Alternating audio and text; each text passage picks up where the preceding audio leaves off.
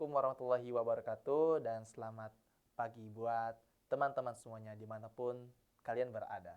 Semoga teman-teman dalam keadaan sehat selalu, panjang umur dan terus berbahagia. Oke, kembali lagi bersama saya Nurul Arif Hidayah yang akan membahas beberapa soal mengenai soal-soal penalaran matematika. Nah, untuk kali ini kita akan membahas tentang barisan dan deret. Oke, untuk hari ini kita akan coba bahas beberapa soal-soal mengenai barisan dan deret yang sempat kita sudah bahas di pertemuan sebelumnya. Jika kalian ketinggalan mengenai soal-soal tersebut, silakan kunjungi video-videonya di kanal YouTube Smart School Provinsi Sulsel. Jangan lupa di-subscribe ya. Oke, kali ini kita akan coba membedah soal-soal ini. Oke, kita mulai ya. Oke, jadi perhatikan baik-baik di teks 1. Pada awal bulan Januari tahun 2024, Bu Amel memulai mengajar di Mall X dengan gaji 4 juta rupiah per bulan.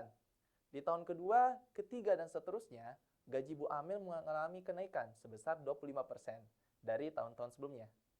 Pada tahun pertama, gaji Bu Amel selalu habis memenuhi kebutuhan hidupnya.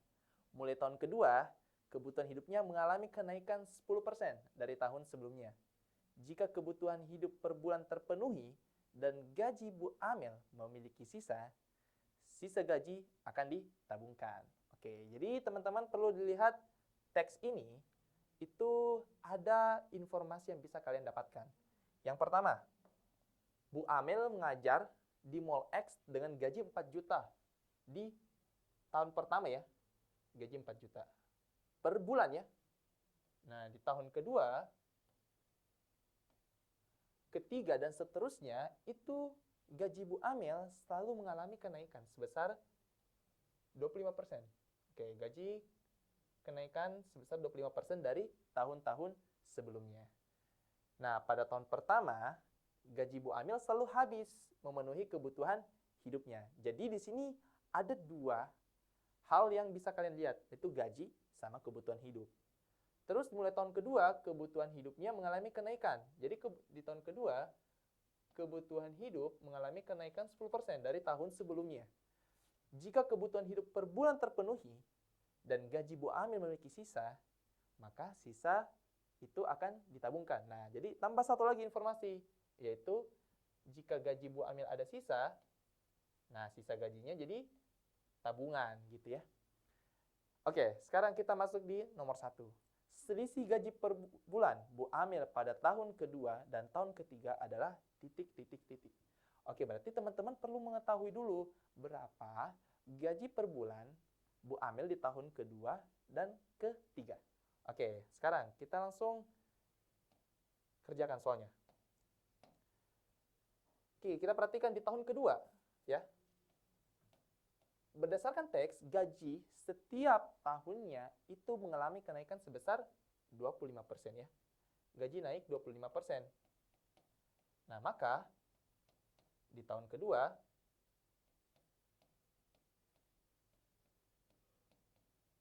gaji Bu Amel per bulan itu adalah 25%, naiknya 25% dari gaji sebelumnya, itu 4 juta. Atau bisa dibilang, gaji dari Bu Amel itu naik menjadi 125%-nya ya. 100% tambah 25%. Jadi kita tulis saja 4 juta dikali 125%. Maka teman-teman akan mendapatkan hasilnya yaitu sebesar 5 juta. Oke, 5 juta. Oke, sampai sini aman ya. Terus di tahun ketiga,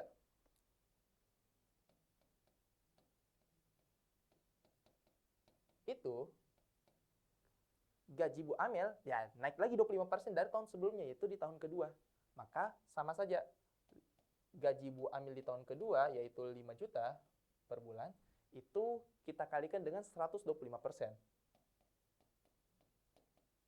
Maka kita akan mendapatkan hasilnya itu sebesar 6.250.000.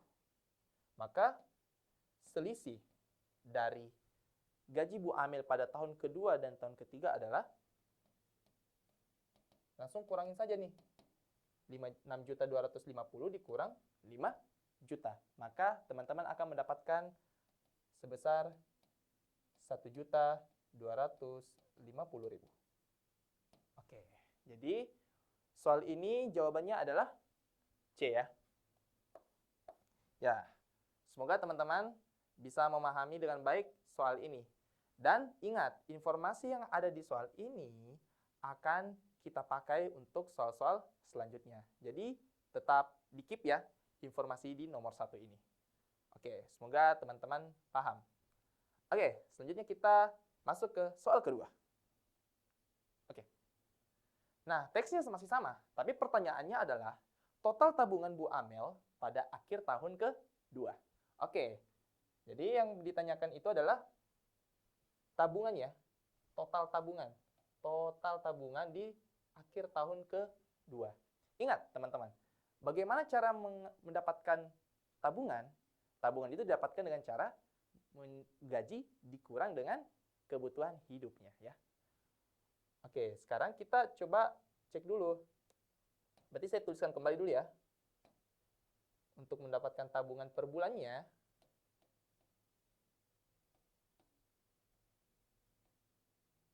itu gaji tiap bulan dikurang dengan kebutuhan tiap bulannya. Nah, sekarang gaji dari Bu Amel di tahun kedua itu sudah kita dapatkan di nomor 1, yaitu sebesar 5 juta ya. Oke. Gajinya 5 juta. Terus kebutuhan hidupnya di tahun kedua, artinya kebutuhan hidupnya kan naik 10% ya dari sebelumnya. Kita lihat baik-baik di teksnya. Katanya,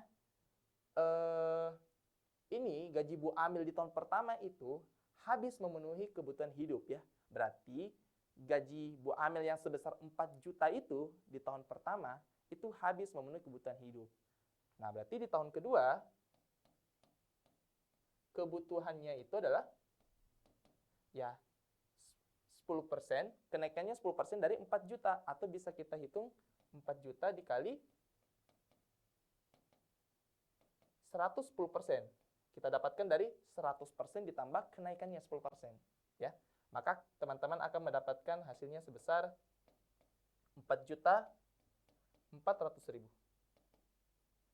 Nah, dengan demikian, tabungan tiap bulannya itu sebesar, ya langsung saja, 5 juta dikurang 4 juta. Sesuai dengan rumus ini ya. Maka kita dapatkan sebesar 600.000 rupiah ya. Oke, 600.000 rupiah.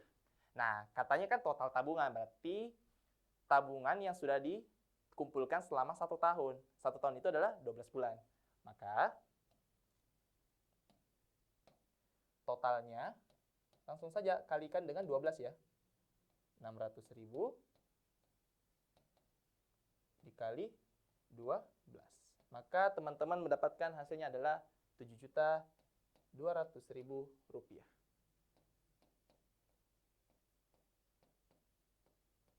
Oke, berarti untuk soal ini jawaban yang kita dapatkan ada di opsi D ya. Nah, bagi teman-teman yang masih ingin bertanya, nah coba kalian chat di kolom komentar untuk video ini ya. Oke, jadi jangan lupa subscribe dulu YouTube dari Smart School Prof. Sulsel. Oke. Nah, silakan dilihat-lihat dulu untuk pembahasannya. Kalau sudah, di screenshot dan kita akan beralih ke soal selanjutnya. Dan ingat kembali, apa yang sudah kita dapatkan di nomor 2 akan kita pakai lagi di nomor selanjutnya. Oke.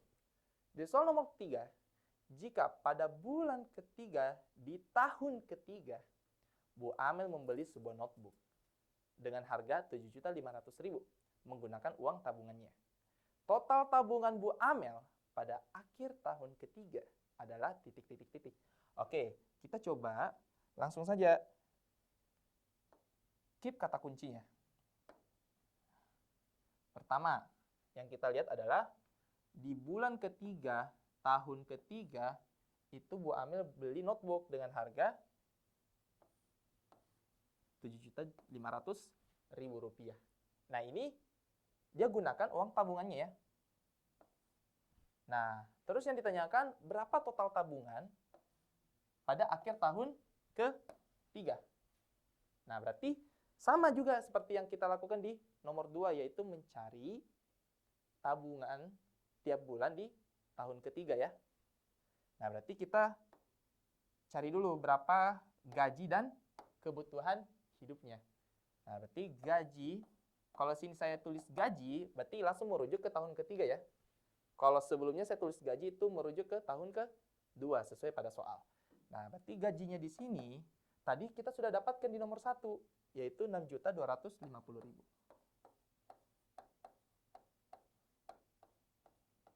Oke? Gaji di tahun ketiga.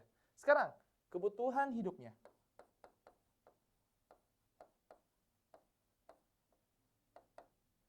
Kebutuhan hidupnya kan naik, jadi 110% dari sebelumnya.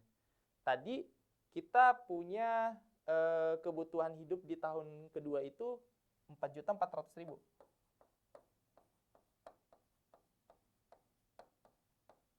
Nah, terus kita kalikan dengan 110%.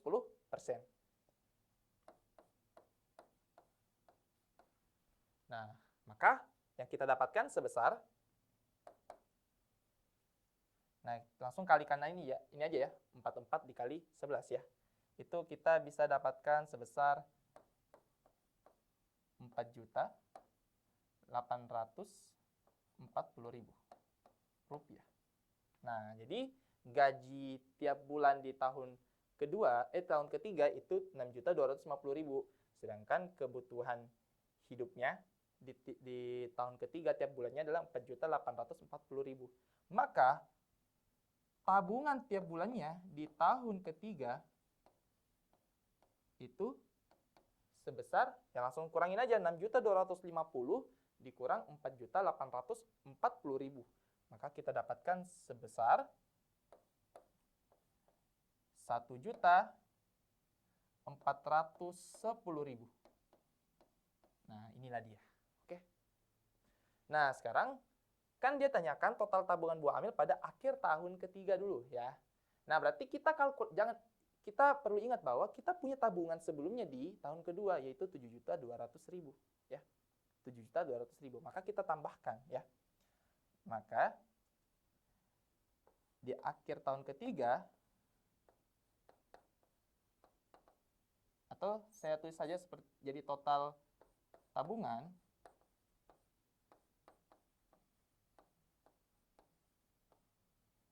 itu sama dengan, kita tambahkan dulu yang sebelumnya 7.200.000, terus ditambahkan dengan 12 kali 1.400.000.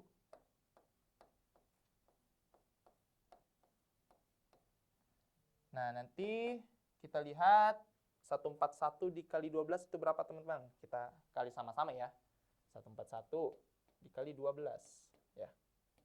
Nah, kita punya 282, 141, kita tambahkan hasilnya 2961 ya. 2961.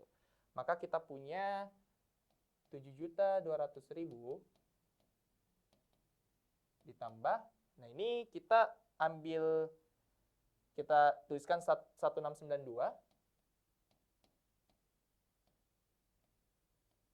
Terus kita sertakan berapa angka nih? 4 angka ya? 4 angka. Berarti 16.920.000. Nah, maka kita dapatkan sebesar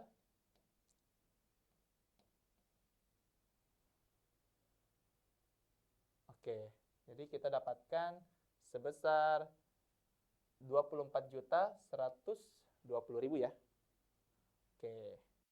Perhatikan dan ternyata betul ya. Nah, ini total tabungan notebook ya. Kalau dia notebook, berarti saya hapus ini ya. Nah, setelah membeli notebook,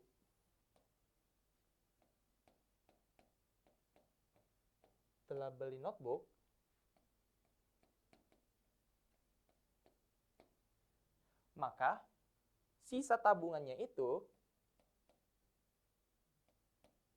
menjadi, ya kita kurangin aja 24.120.000 dengan harga notebook itu. Itu seharga berapa ya tadi? 7.500.000 ya. Kita tulis 24.120.000 dikurang dengan 7.500.000. Maka teman-teman bisa mendapatkan hasilnya sebesar 16.620.000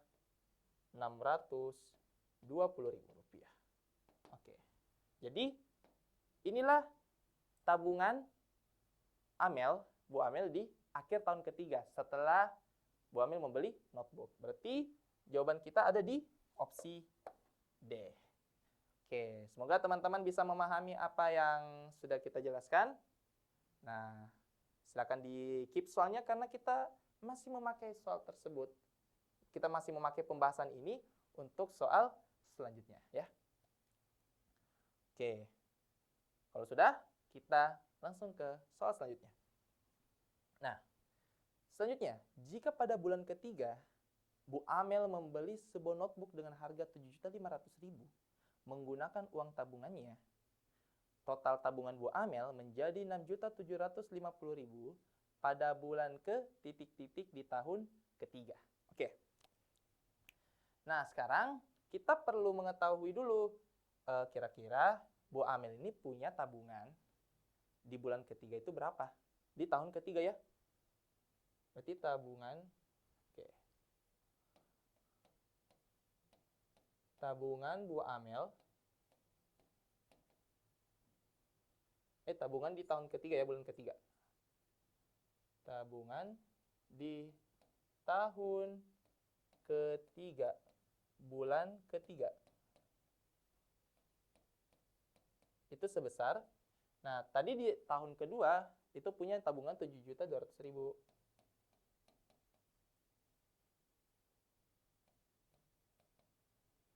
Terus ditambah dengan, nah tadi tabungan tiap bulan di tahun ketiga itu ada 1.410.000 ya. Maka kita tulis 3 kali, karena dia di bulan ketiga, 1.410.000.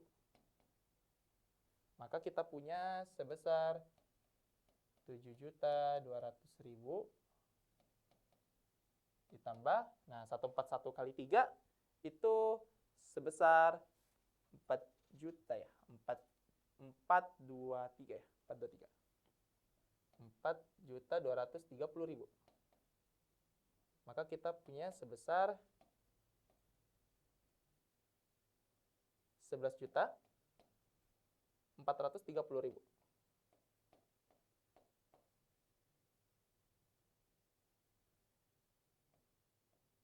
Nah, ini tabungannya pada saat di tahun ketiga dan bulan ketiga. Nah, karena beli notebook,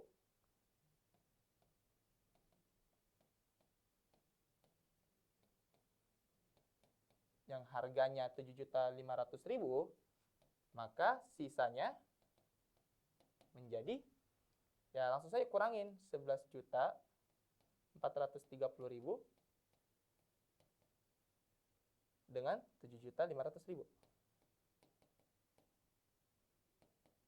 Maka kita dapatkan hasilnya sebesar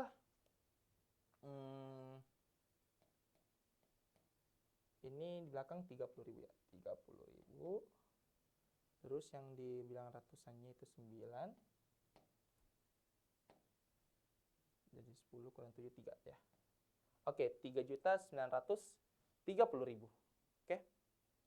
Nah, berarti kalau kita mau mengetahui kapan sih uangnya menjadi 6.750.000 di bulan ketiga, di bulan keberapa di tahun ketiga, ya kita tinggal tambah-tambahkan saja dengan 1.410.000 ini. Nah, berarti kita coba 3.930.000 ya. 930.000 masuk. Ini kan di bulan ketiga ya. Nah, kita loncat ke bulan keempat, kita tambahkan dengan tadi dengan berapa tuh? 1.410.000 ya. Ditambah dengan 1.410.000. Nah, berarti kita dapatkan sebesar ya 5.340.000.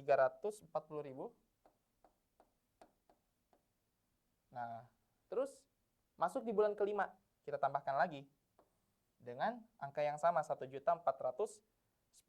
Maka kita dapatkan sebesar 6.750.000. Oh, ternyata ini 6.750.000 ini kita dapatkan di 2 bulan setelah bulan ketiga, yaitu bulan ke-5 ya. Bulan ke-5. Nah, berarti jawaban kita di nomor 4 ini ada di bulan ke-5. Oke. Semoga pembahasan ini bisa membuat teman-teman yang nonton itu pada paham ya. Oke. Silakan dilihat soalnya. Ini adalah soal terakhir untuk teks pertama. Oke, jika ada yang ditanyakan, silakan chat di kolom komentar. Oke.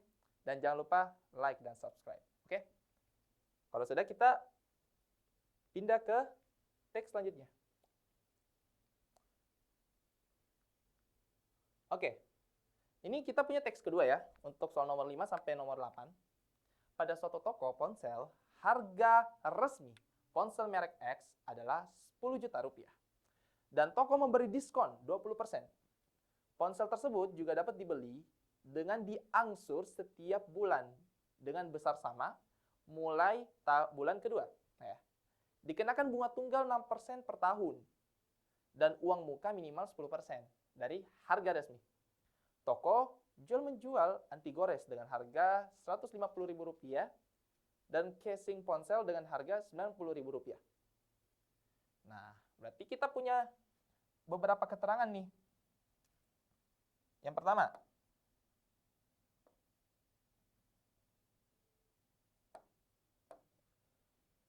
ini ada ponsel yang akan dijual itu harganya 10.000.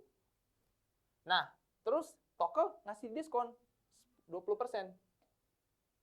Oke, berarti kita langsung saja kita keep informasinya ini. Berarti kita tuliskan karena diskonnya 20%, maka harga ponsel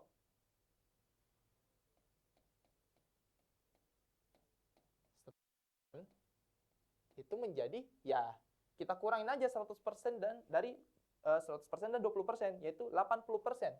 80% dari harga resminya.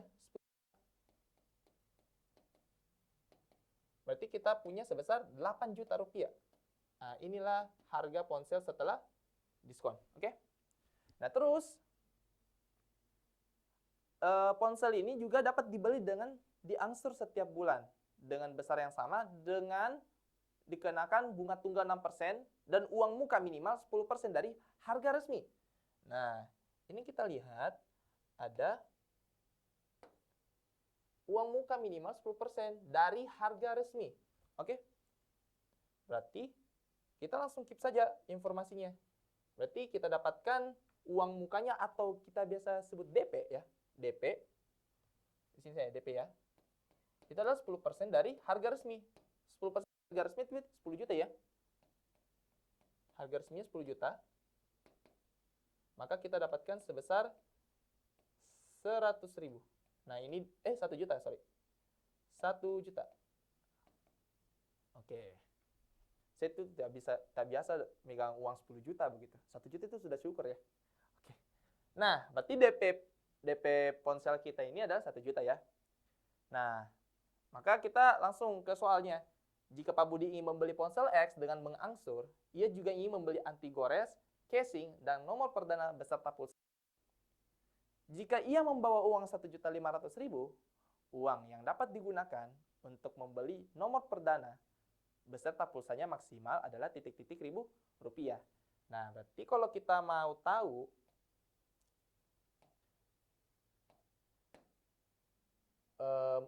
harga untuk membeli nomor perdana dengan pulsanya, dan dia maksimal katanya tuh. Nah, berarti kita lihat dulu saja yang ia bayar itu dalam 1.500.000 itu terdiri dari apa? Dari DP, dari anti gores, sama casing ponsel. Oke. Jadi untuk mencari ini harga maksimal yang bisa dibeli untuk nomor perdana dan pulsanya, ya langsung saya kurangin 1.500.000 dikurangin DP yaitu 1 juta dikurangin dengan uang anti gores 150.000,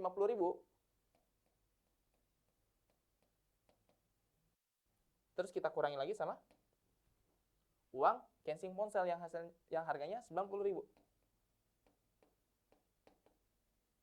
Maka nilai yang kita dapatkan akan berkisar sebesar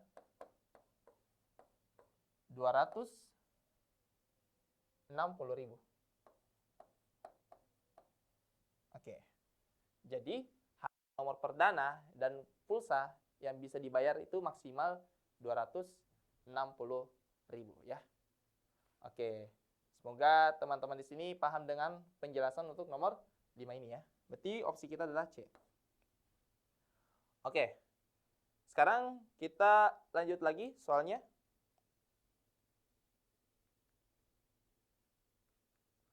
Oke, nah di sini kita pakai lagi informasi sebelumnya. Saya hapus yang ini. Oke.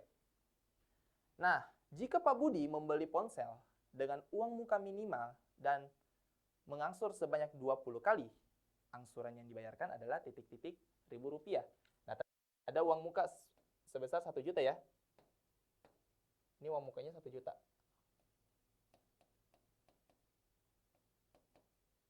Berarti setelah bayar uang muka itu akan mengangsur sebanyak 20 kali. Berarti total angsuran yang harus dibayar itu sebesar, ya kurangin saja harga ponsel awal setelah didiskon itu 8 juta dikurang dengan 1 juta. Maka hasilnya adalah 7 juta.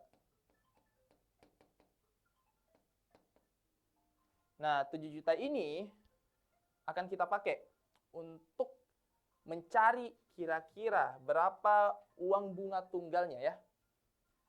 Nah, sekarang kalau kita mau cari total angsuran tiap bulannya, itu kita bagi dulu dengan banyaknya angsuran, yaitu 20 kali ya, 20 kali.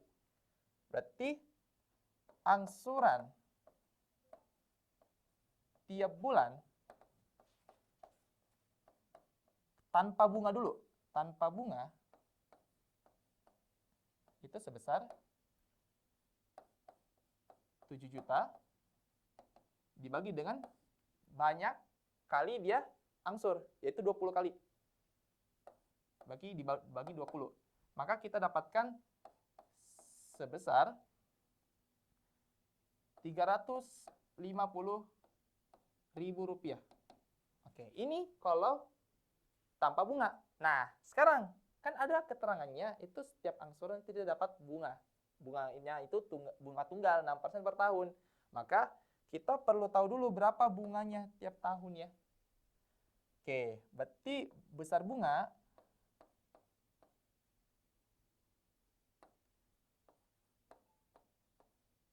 itu adalah 6% ya. 6% dari total angsuran, yaitu 7 juta. 6% dari 7 juta. Maka kita dapatkan sebesar 420.000. 420.000 ya. Nah, berarti untuk mengetahui si ininya, bunga tiap bulannya, ya kita langsung saja bagi dengan 12 ya. 420.000 dibagi 12. Maka hasilnya adalah, oke saya perbaiki ini ya. 420.000 dibagi dengan 12. Berarti kita dapatkan sebesar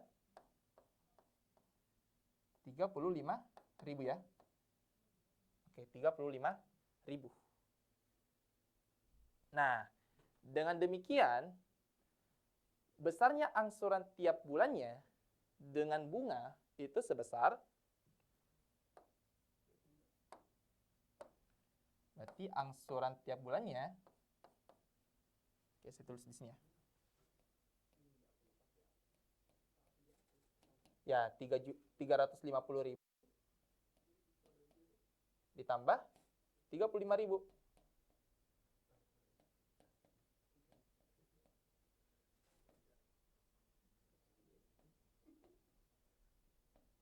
Maka hasilnya adalah 385.000 ya.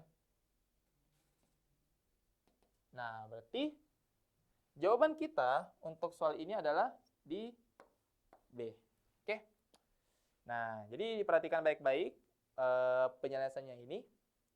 Terus untuk soal ini kita akan pakai lagi untuk soal selanjutnya ya. Nah, kita keep dulu.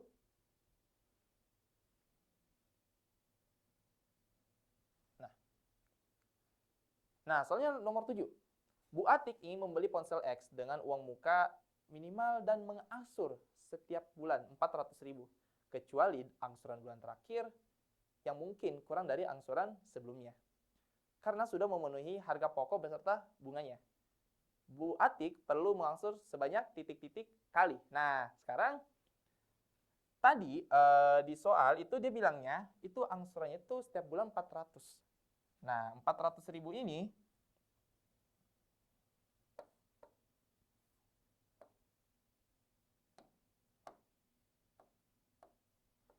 400.000 ini kita peroleh dengan cara apa? Ya, seperti yang caranya tadi. Kita tahu dulu berapa kali banyaknya angsuran tiap kalinya, tiap bulannya tanpa bunga, terus ditambah bunga per bulannya. Berarti 7 juta dibagi dengan N. Ini N yang menyatakan banyak kali dia ngangsur. Terus ditambah dengan bunga tiap bulannya, yaitu 35.000. Nah, berarti kalau kita mau dapatkan N-nya, ya kita tinggal lakukan manipulasi aljabar ya. Terus di mana kita kurangi kedua ruas dengan 35.000, maka yang di ruas kanan hilang 35.000-nya, terus yang di kiri itu kita punya sebesar 365.000. Sama dengan 7 juta dibagi N. Nah, maka nilai N yang kita dapatkan itu adalah 7 juta dibagi dengan 365.000.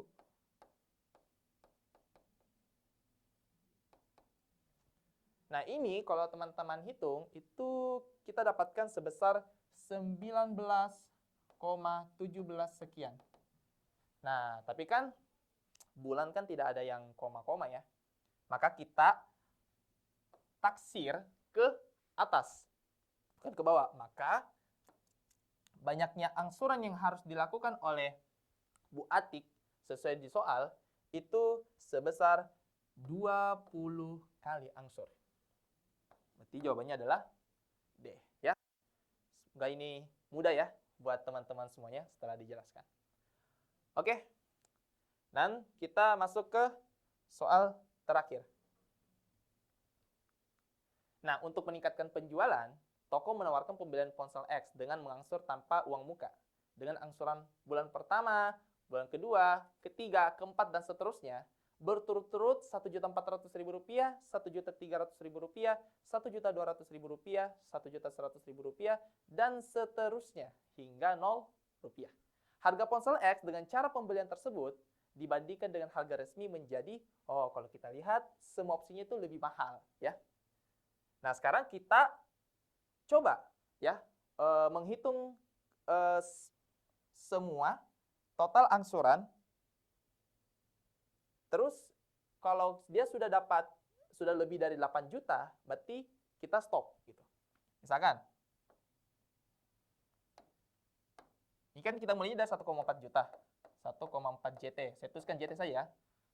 Terus yang angsuran kedua 1,3 JT. Nah, pasti kita sudah dapat sebesar 2,7. Akan belum cukup 8 juta. Maka kita tambahkan lagi 1,2 JT. 2,7 ditambah 1,2, 3,9.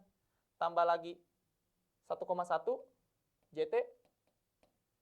3,9 tambah 1,1, 5 juta. Terus kita tambah lagi 1 JT. Kita dapat sebesar 6 juta. Belum cukup 800.000. Kita tambah dengan 900K. Kita dapatnya 6.900.000. Belum cukup. Tambah lagi 800K. Apakah sudah cukup? Belum. Karena masih kita dapat sebesar 7.700.000. Terus dan terakhir, 700K. Kalau kita tambahkan 700K, ternyata kita mendapatkan total angsurannya itu sebesar Rp8.400.000.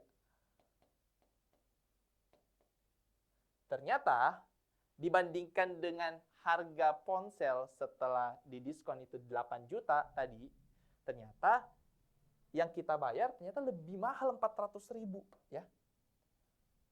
Maka jawaban kita adalah D. Nah, dengan ini soal penalaran matematika tentang barisan dan deret selesai. Jadi semoga apa yang sudah kita dapatkan di video kali ini itu bisa membantu teman-teman dalam persiapan UTBK-nya. Jadi teruslah latihan-latihan soal, jangan bosan-bosan untuk belajar, keep learning, keep practicing, dan good job ya teman-teman semua. Oke, sebelum saya tutup, saya akan kasih kata-kata hari ini ya. Kata-kata hari ini adalah, jika kamu emosian, nggak mut-mutan, suka marah-marah, yakinlah dalam dirimu ada QB. Harus disegel. Oke, terima kasih. Nurul Arif Hidayah, pamit undur diri, dan sampai jumpa di video selanjutnya. Assalamualaikum warahmatullahi wabarakatuh.